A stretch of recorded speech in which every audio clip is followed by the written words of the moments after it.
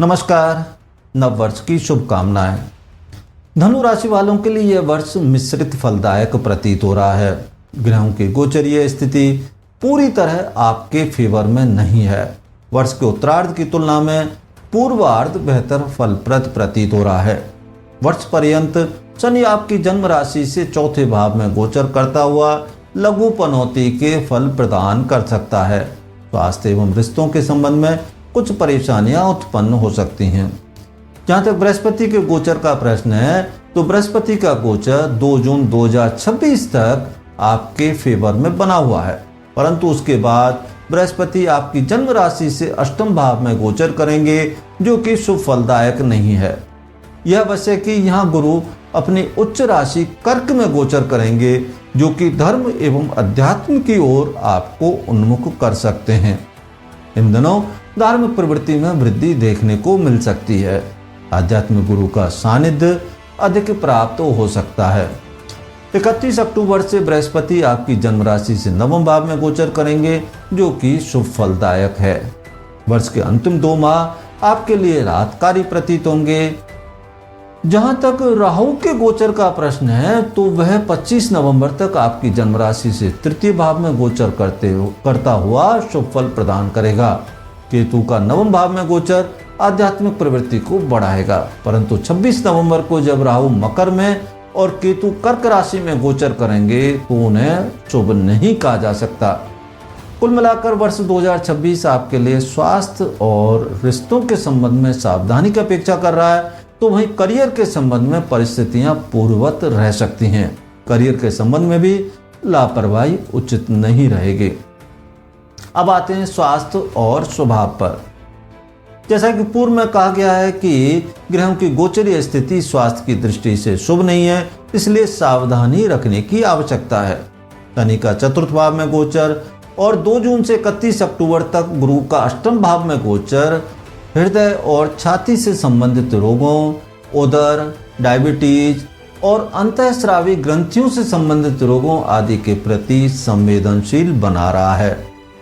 जहां तक वित्तीय स्थिति का प्रश्न है तो वित्तीय मामलों में वर्ष का पूर्वार्ध उत्तरार्ध की तुलना में बेहतर कहा जा सकता है। पूर्वार्ध में गुरु की अनुकूलता के चलते वित्तीय क्षेत्रों में अपेक्षित परिणाम मिल सकते हैं, परंतु उत्तरार्ध में खर्चों में वृद्धि, आय के स्रोतों से आय प्राप्ति में बाधा और संपत्ति संबंधी विवाद परेशान कर सकते हैं। जहां तक करियर का प्रश्न है तो धनु राशि वालों के लिए वर्ष 2026 में करियर पूर्ववत रहने की संभावना है। वर्ष के उत्तरार्ध में नौकरी पेशा वर्ग के लिए ट्रांसफर, उच्चाधिकारियों एवं सहकर्मियों से तनाव और कार्य की अधिकता जैसे विपरीत फल प्राप्त हो सकते हैं। इसलिए उत्तरार्ध में करियर संबंधी मामलों में लापरवाही नहीं बरतनी चाहिए। यह अवश्य कि यदि आप विदेश अथवा किसी विदेशी संस्थान या कंपनी में जॉब तलाश रहे हैं तो इस संबंध में गुरु और शनि का यह गोचर आपके लिए लाभदायक रह सकता है। व्यापारियों के लिए अभी किसी प्रकार का जोखिम उठाने का समय नहीं है। जो चल रहा है उसे सावधानी पूर्वक एवं अच्छी तरह से चलाने का प्रयत्न करना चाहिए। अधिक उधार देने और लेने से बचना चाहिए। अब आते हैं रिलेशनशिप और फैमिली मैटर्स पर। रिलेशनशिप में गुरु का गोचर वर्ष के पूर्वार्ध में अनुकूल बना हुआ है, जिसके प्रभाव से संबंधों में घनिष्ठता बढ़ेगी। इसके अलावा विवाह योग्य युवक युवतियों के विवाह के योग भी बनेंगे। परिवार में शांति बनाए रखने का प्रयत्न करना चाहिए। विद्यार्थियों के लिए यह वर्ष अध्ययनेतर गतिविधियों में व्यस्तता के चलते उनके अध्ययन को प्रभावित कर सकता है।